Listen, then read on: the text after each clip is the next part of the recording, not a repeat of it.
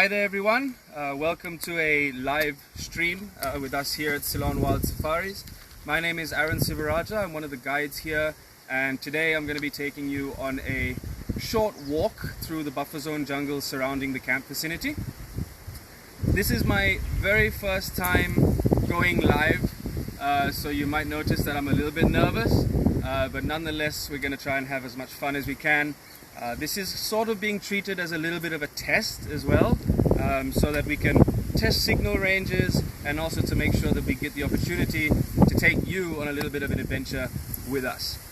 So what we're going to be doing is walking in a easterly direction for about 20 minutes to half an hour, and you will be following me throughout the whole way. I'll be pointing a few things out as we go along. But the whole point of being on foot is to be able to appreciate our surroundings and absorb the nature around us. Okay, so as we slowly start to press forward, I will be explaining a few things, introducing you to the concept of being on foot, and then seeing what interesting things we find along the way. Okay, so let's go. Don't mind the elephant dung here. We have Tushara on camera with us. Tushara is the member of the Ceylon Wild Safaris family that we have nicknamed the Cruiser Master, because he's an absolute whiz as a mechanic, and he has been in the bush most of his life. So I'm actually very comfortable to have him here with me.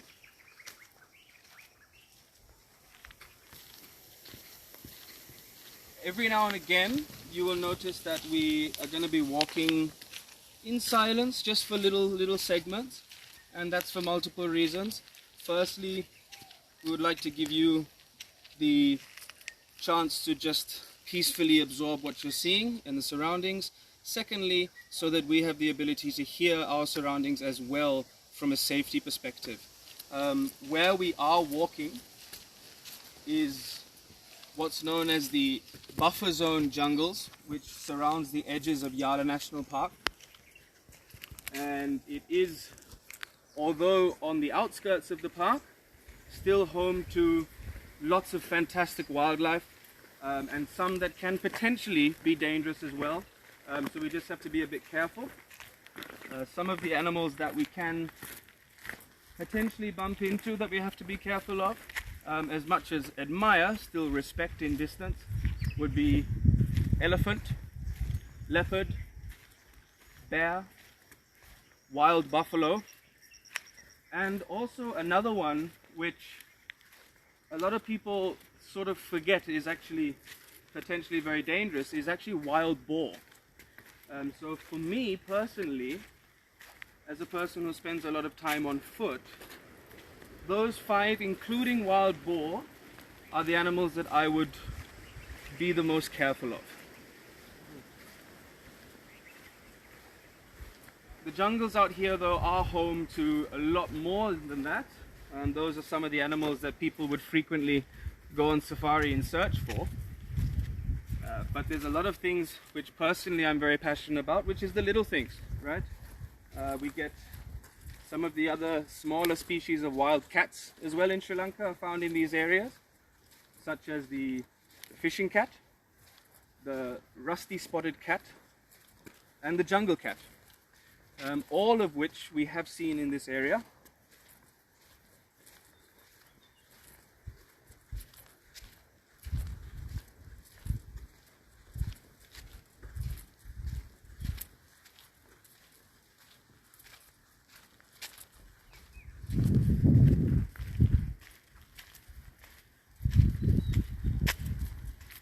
You can see around us, if you look at the bush, you'll see that it's extremely dry, very brown.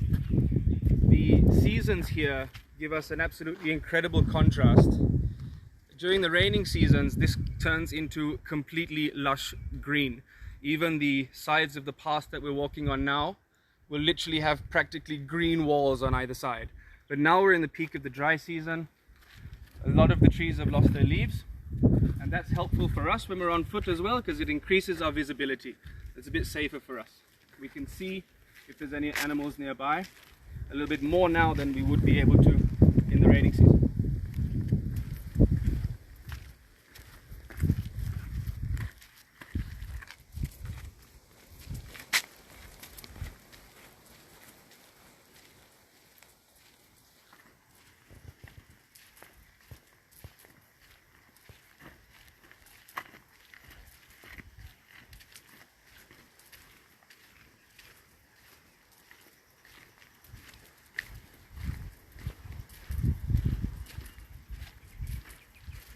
Now, one of the reasons why I actually wanted to bring you along with me live on foot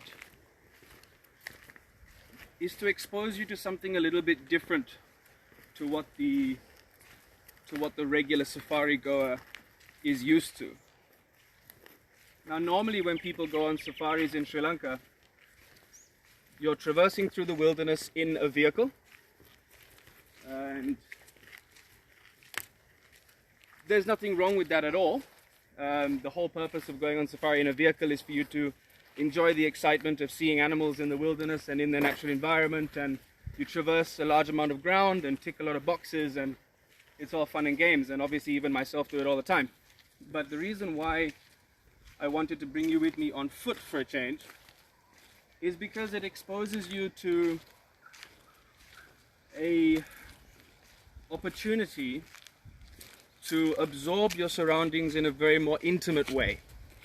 Right? So there's certain things that you can do on foot that you wouldn't normally be able to do from a vehicle, such as feeling the ground beneath your feet, listening to the sound of the wind rustling leaves rather than that being drowned by the noise of an engine. And most importantly, the part that I feel is very intimate is by feeling exposed to your surroundings rather than having the safety of the vehicle. Safety is of course always important, but it is nice for you to be able to connect to nature in a much more intimate way. So speaking of that and safety, here we have a very large pile of elephant dung as well. This elephant dung here is not extremely fresh. I'd say it's a couple of days old. It's already pretty much dried out on the outside, but if I broke it open, just by looking at the color of it, you can see inside it's still extremely moist, right? You're probably wondering like, ew, I'm touching it. It's fine, it's clean. Elephants only have one stomach, a one segmented stomach, which means they only digest a very small amount of what they eat. So what comes out is pretty much chewed up grass and branches, twigs, leaves, etc. But the reason why I would say it's not fresh or it's a couple of days old is because if you look at the outside, it's gone crisp, it's gone darker in color, and that means it's been burnt by the sun quite a bit. And today itself has not been extremely sunny either, but it was yesterday. Today it's been overcast.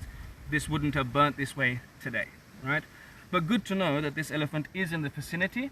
There was actually an elephant around camp last night. It's very possibly him that's been in that same area.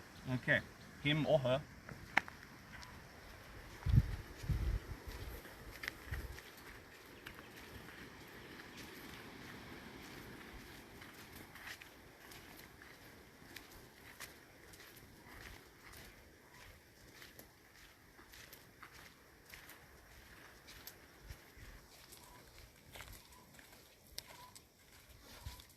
Sorry, I'm just going to check quickly if there's anybody who has any questions.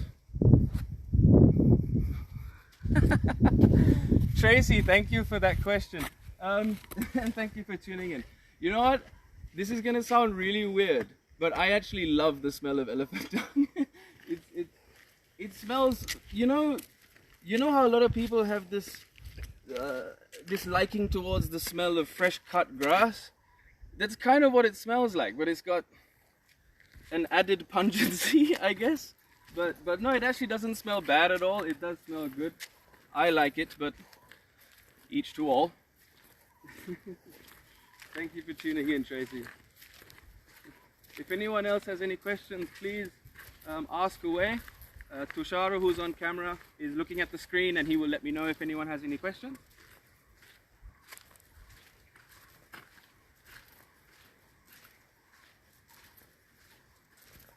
In fact, just to add to Tracy's comment, elephant dung is actually used in so many different ways.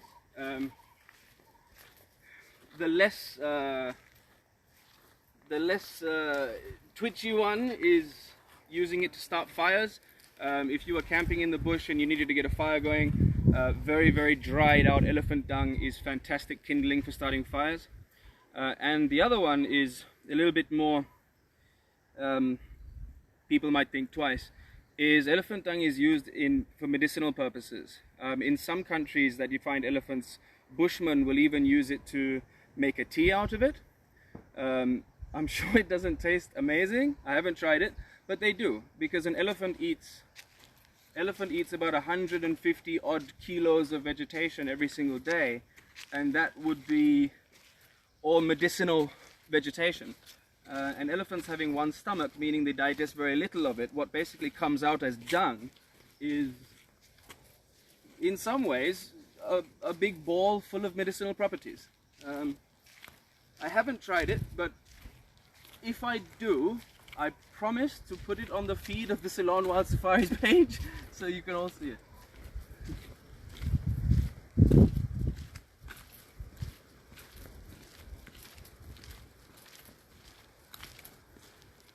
So for those of you who have just joined the feed, thank you very much for joining. Basically, just to fill you in, we are in the middle of a live walk at the moment. We're doing a bushwalk in the buffer zone jungles on the edges of Yala National Park. We're in a forest called the Kochipatana Forest Reserve, and we're going to be live for the next sort of 20 minutes or so, just finding interesting things and chatting along the way. Okay, so let's continue, see what else we can find.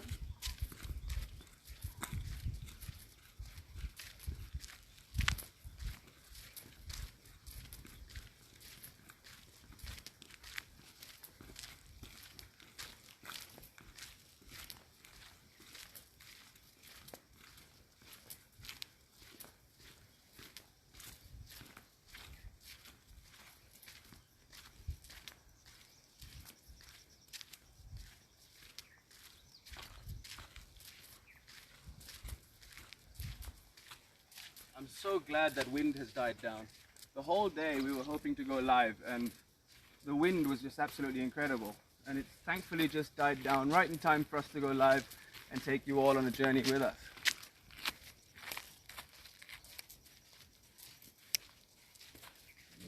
Just give me a second so we can see who has a question.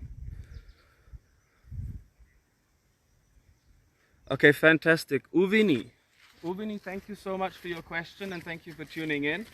Uvini, bumping into elephants on foot, depending where you are, your reaction can vary and the elephant's reaction can vary. But I am going to explain what I learned as a trails guide training in Africa, and then I'm going to use that to move forward to what I've experienced with change in Sri Lanka. So the way that we would train somebody in understanding what to do in a situation where you bumped into an elephant, first of all, your immediate reaction is going to be to read the elephant's body language. Okay, if the elephant is uncomfortable and if the elephant is possibly seemingly going to mock charge, or actually I don't like that word, it's more like warning charge, then the elephant is going to have his ears out, trunk is going to be sort of flapping around, elephant might be kicking the ground a bit, kicking up dust, just pretty much throwing a bit of a tantrum. And in that instance, what you should do is stand still until you see the elephant either go forward or back, and then if you get the chance with no sudden movements, try and step backwards just a little bit slowly and widen that gap a little bit, but do not move very fast.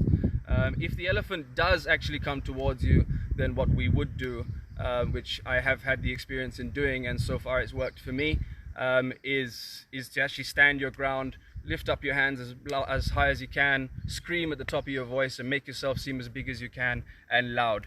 And by doing that, you will make the elephant think twice about following through with the charge. Now, that's what we have learned and that's what I have done in the past, regardless of where I've been, and it's worked for me. But I am going to be honest with you about something here as well.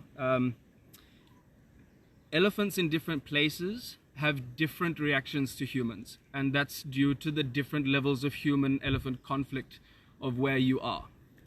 In Sri Lanka, for example, it can be a little bit more complex. And I am still learning my footing as well. To my understanding, because of the extremely high populations of elephants that are living outside of national parks and living in buffer zone areas, they encounter farmland, etc. a lot. And that leads to conflict, and that in turn leads to a bit more tension between human and elephant than in some places. And that can lead to complications even with my method of dealing with elephants. The most important thing to remember more than anything is to always use your training and to always use your senses and do our absolute best to avoid getting in that situation in the first place. So yeah, I hope that answers your question. It's the best I can do for now, but if you would like me to elaborate, please feel free to DM the Ceylon Wild Safaris page and I'll be happy to chat to you about it. Okay.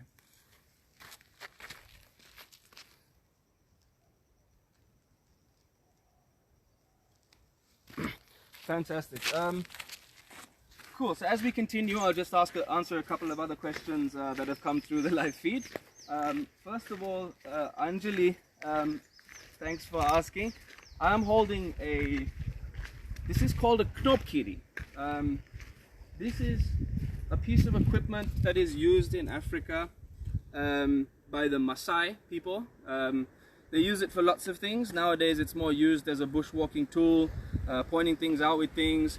Originally, the knob on the head of this actually came as it was used in battles between rival villages, and this was used as a weapon in fights. But I use it for pointing out tracks like this one. We've got an elephant track right here as well. And although it's not fresh, you can see that this elephant has walked here when it was still wet, which it's obviously not now, but it's dried that way. So that's just a nice example for you. Just to show you the direction of the elephant, this one is really easy because you can see the toes in the track along here, obviously meaning the elephant has gone this way. There is a very interesting thing you can do with this though. You can actually find out the height of the elephant. If you use a string and you took the circumference of the track, it's usually actually done with the front foot, whereas this is a rear foot. And you take the circumference, multiply it by 2, and it gives you the shoulder height of the elephant. So that's quite an interesting thing to know. The other question that came on the feed, I'm loving this. I didn't realize there was going to be so many questions. Thank you all for tuning in and thank you all for asking. The other question is, can we go on walks when we're at camp? Yes, we can. It would be situational. We're careful with when we walk and where we walk, but it's definitely something that that can be done. Normally with guests we'll be walking in much closer proximity to the camp itself to ensure safety, but please feel free to DM us and we can definitely discuss it. Tushara, which way do you think we should go? Should we go this way or should we go this way? Let's see what the audience thinks. Shall we go right or should we go left? What do you guys think? That way is left, and that way is right. Okay, I'm just going to take the lead with this and we're going to go right. I love coming across sandy patches like this because it gives you the chance to look at tracks, animal tracks, quite clearly. In fact, we're actually standing on some here. Okay, if we look at these tracks over here, at first glance, a lot of people would be a little bit confused because if we bring the camera closer, you can actually see that this is, you've got the toes here on the front, and then you've got an elongated pad here on the back, and that could resemble lots of different things, including porcupine.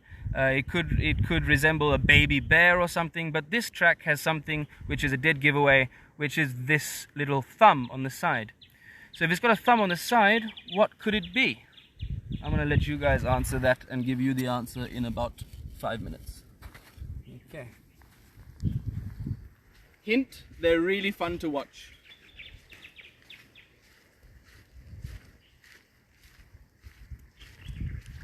Just for the next couple of minutes while you guys think about what animal that could be, we're going to walk in silence just for a few minutes. We are coming up to a section which is a bit thicker, so I just want to be able to hear my surroundings as well.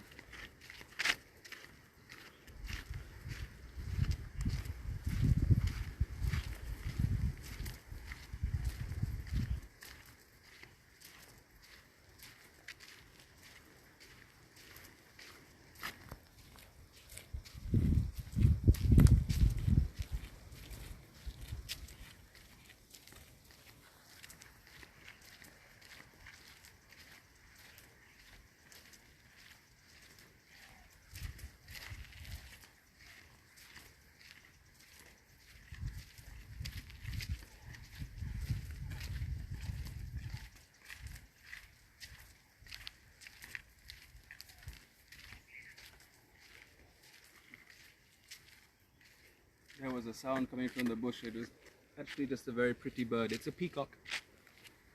I don't know if you'll be able to see on the camera. It's hidden in the bush there though. But I'm pretty sure everyone here has seen a peacock. If we do see one clearer, we'll show you.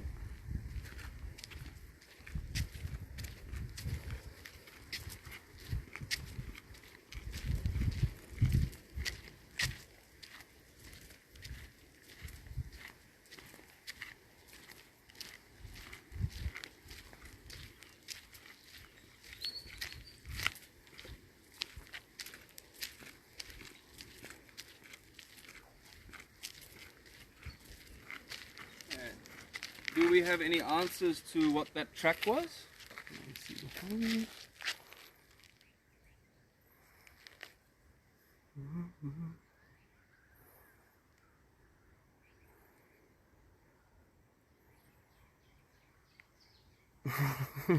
I love how everyone noticed the sound. That was, I'm pretty sure, the peacock.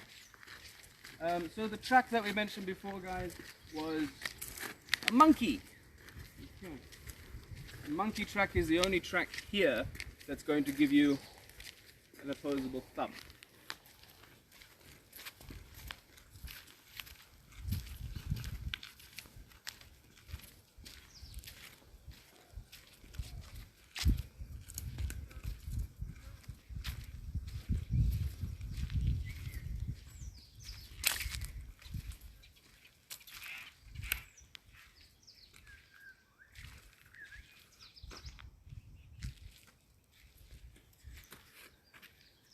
Can you all hear that bird call? I'm not sure if you can hear it through the live stream. There you go, you should be able to hear that. It reminds you of the sound of R2-D2 from Star Wars. There he goes. I hope you can hear it, but what I'm listening to is the sound of the white-rumped shama. Tushar is nodding his head, so it means you can. Fantastic. That is the sound of the white-rumped shama. Personally, it's one of my favorite birds in the world. They're absolutely gorgeous. They're black mainly on the back of the body, with this absolutely striking sort of cinnamon brown breast and a very long tail with a powerful white rump on the back of it. And they're actually, on top of being absolutely beautiful, they have one of the most amazing calls, and they're able to mimic the calls of other birds as well, which they do for various purposes. But because of their incredible ability to mimic calls and make these beautiful sounds, they're actually, unfortunately, one of the most illegally trafficked birds in the exotic pet trade. Thankfully, these ones are here all on their own. It's a beautiful bird. I do hope that you all have the chance to just Google the name of a white-rumped shama and you'll get to see it.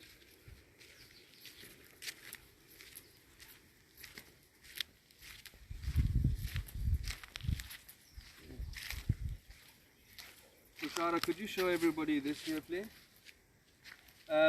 Everyone who's still on the live feed, thank you for being here. Could you please just have a quick look at this? You can see how this whole area has been disturbed heavily. Almost looks like it's been scraped by hooves, and that's exactly what's happened. This is the territorial marking of a wild water buffalo. Okay. Male buffalo, when they get to a certain age, they break away from the herd, and eventually, sometimes they might hang out in bachelor groups as well, but eventually they will become territorial and live alone. And when that happens, they will mark their territory in different ways. One way is this. They find themselves a patch, and with their hooves, they'll start scraping like this. And on top of that, they would use their horns and their head. They'll batter up against a bush, leaving their scent there and damaging twigs. But this here is a buffalo territorial marking. Okay. Buffalo is not an animal that we want to bump into on foot, so let's definitely always be aware of our surroundings and hope that that doesn't happen.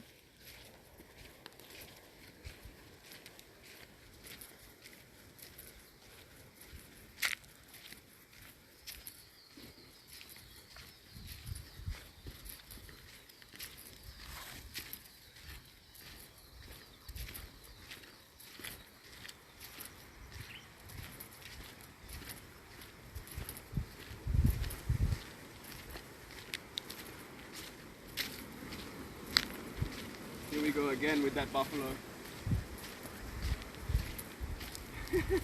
It almost looks like this buffalo is like seriously territorial. I mean, it's literally just been like 50 meters. And here he is again. This is a buffalo with a temper by the looks of it.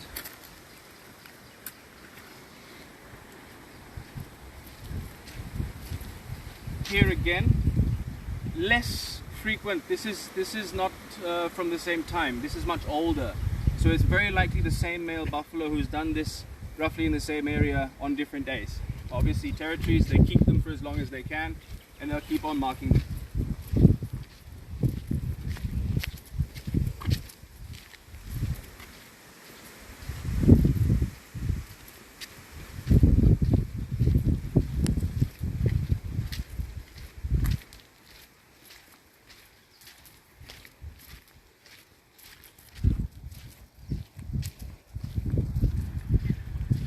These are just a lot of the little things that we get to look at, to touch and feel and observe these little things when you're on foot, which when you're in a vehicle you often overlook.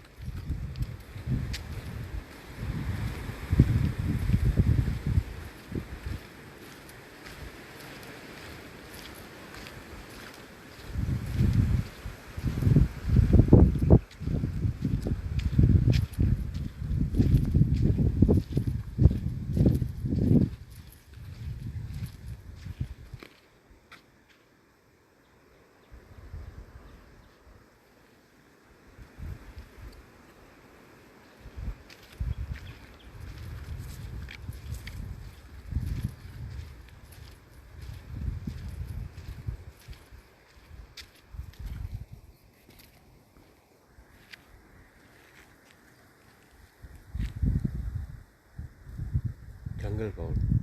The jungle fowl? Oh, fantastic. Okay. Sorry for that silence, everyone. I was listening to a sound that we can hear in the bush to our left, and Tushara luckily managed to see it. It is a jungle fowl, which is the national bird of Sri Lanka. Absolutely stunning colors in the males with this vibrant orange and red and yellow mixed. Unlikely to actually see it on camera on foot. You hear them more than you see them. They are extremely shy of people. But when you're on game drives, and sometimes when you are lucky, you do see one dart across the road. So just keep your eye out though. Well, actually, keep your eye on the lens.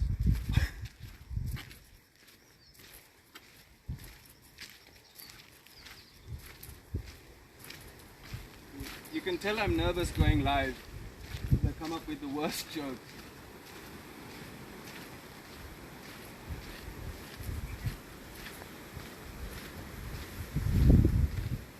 So to those of you who have recently joined the live stream, thank you for joining. And to those of you who have stayed on the live stream, thank you for staying.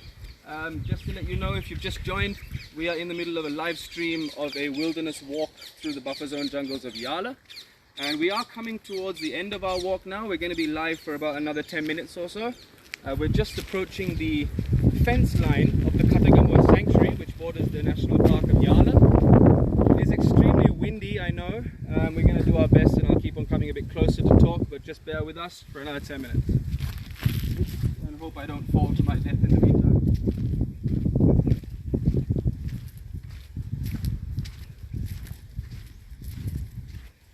I can imagine all of my friends watching this laughing at me right now.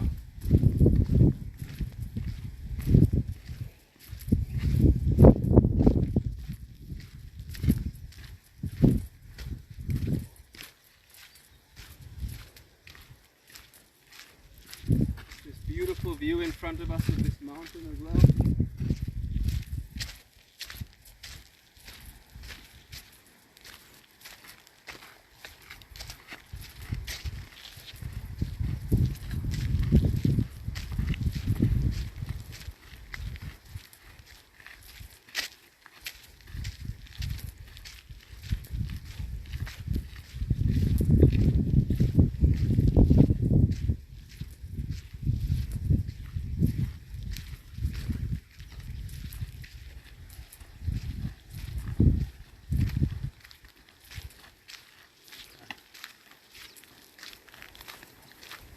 Around here, if Tushara is okay. Good? Yep. over here we have the fence line of the Katagamua Sanctuary, which is actually unfenced and connected to Yala Block 1. So what you're technically looking at here is the jungles of Yala. Even though there is a fence like this means absolutely nothing to wild animals. The importance of the fence is more of the demarcation of the sanctuary and the park. Very important for people to recognize that demarcation. Originally these fences were made for elephants, obviously just to keep them in. But elephants are incredibly intelligent animals, and over time they have learnt that by kicking it over by the stump they can easily just step over. I've even seen the most incredible thing once, which was just so bizarre to look at.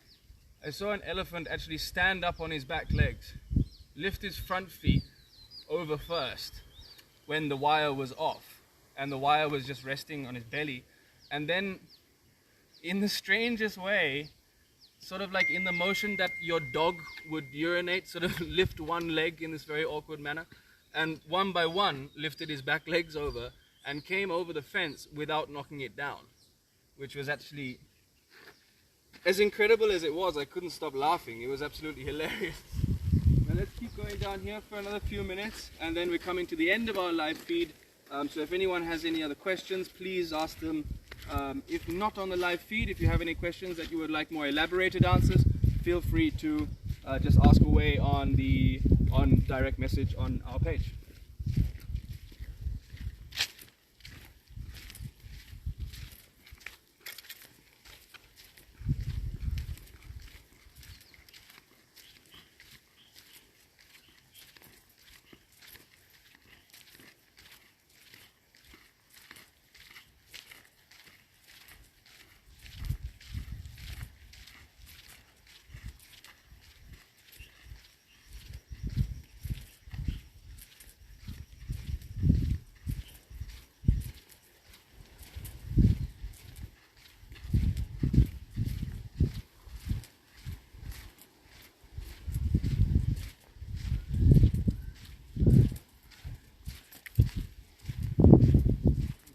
White Ram Sharma calling again on the right.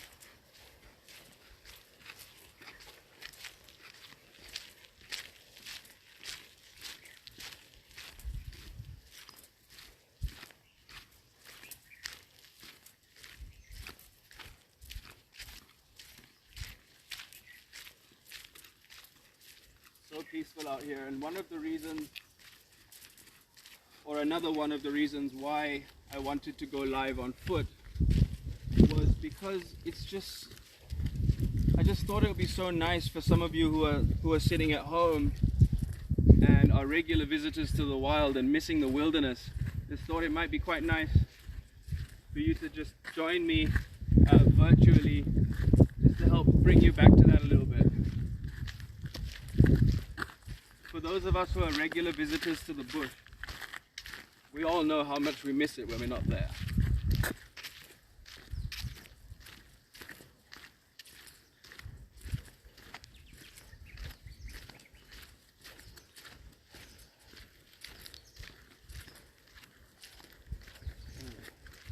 One of my favorite trees in front of us as well, this gigantic big tree. Most of you who are watching who live in Asia, you very much likely know what that tree is here behind me, the very big lush green one. For those of you who live in Sri Lanka, you might know it as kohomba, whereas in English it's called neem. The scientific name is Asidiracta indica. And why it's my favorite is because it's got such a diversity of uses. It is one of the more common of the large trees that you find here in the dry zone jungles of Yala. And it's used for lots of interesting things, especially for when you're camping. It's got natural insecticides. People can use the fresh leaves, you put it on hot coal, and that smoke is gonna rid your area of mosquitoes, so that's very helpful. And it's used in lots of soaps and things as well in Sri Lanka, even in an industrial capacity. So when you even go to a shop and you buy a bar of soap, you might actually see the leaves of this tree on the bar of soap, because it's got these lovely different properties in it that people like to add to bodily products. What am I saying? Bodily products. Body products. That's more like it. So Azideracta indica. Another thing that you would actually associate this is with the leopard.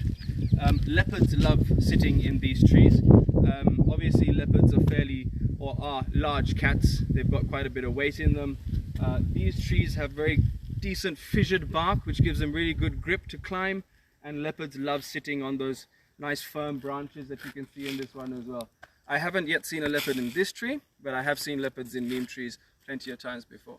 So next time you're in Yala, don't forget to look at neem trees for leopards. Some people might be questioning that, saying, what about the palu tree? Of course, the palu tree is, or what we call in Sri Lanka the palu tree, a lot of people might know it as the ironwood, is the most common tree that you would see leopards in Yala, most likely. But that's not to say that leopards don't climb any big tree that they can. And commonly you would see them in a neem tree.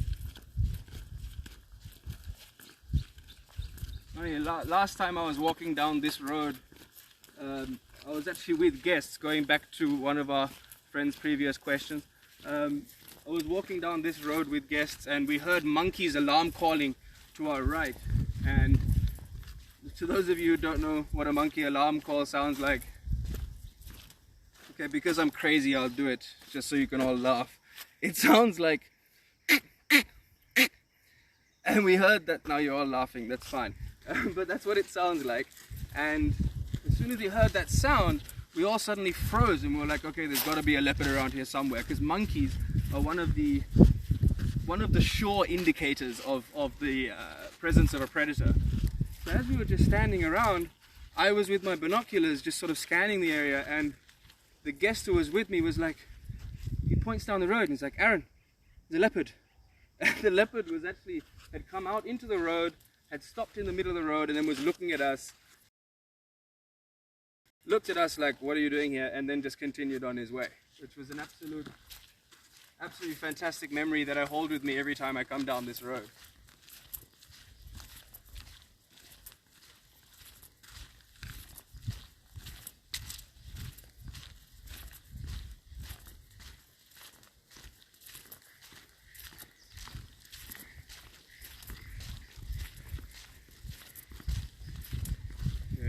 The elephant has had a go at this tree here.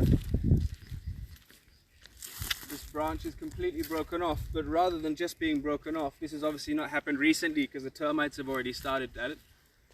But not only is it broken off, this is actually part of what's called a wood apple tree, and some of you might know that elephants absolutely love wood apple, but not just the fruit, they also love the tree itself.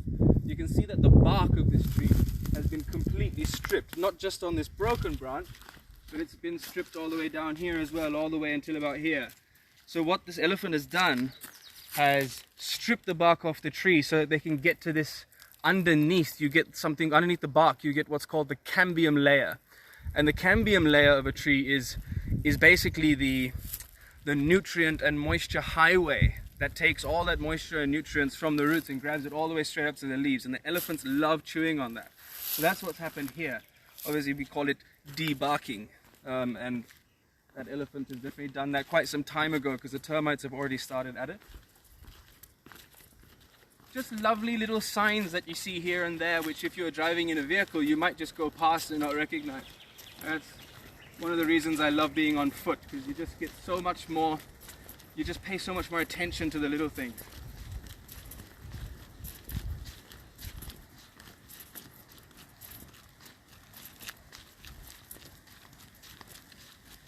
Give me 1 second while I check the screen.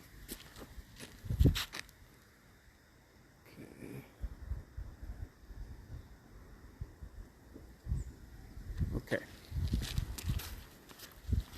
Alright guys, so we've been live now for a little bit over half an hour. I've gone a little bit beyond my expected time, so I'm not going to keep you much longer. I would like to I would like to wrap up by thanking all of you who have stayed through the live chat or the live walk, for joining me and for sticking this out with me through my first live experience. And I do hope to see everyone's feedback. If you could take the time, that would be great. I hope that the signal hasn't been too sketchy and laggy. Anything you guys can say to help me do better would be absolutely appreciated. I do hope you've all enjoyed your time with us here today on the live stream. Please check us out at Ceylon Wild Safaris. You can just DM us any questions, and thank you all again for joining me. I hope that little live stream gave you a little bit of taste of the wilderness once again. All right, thank you all.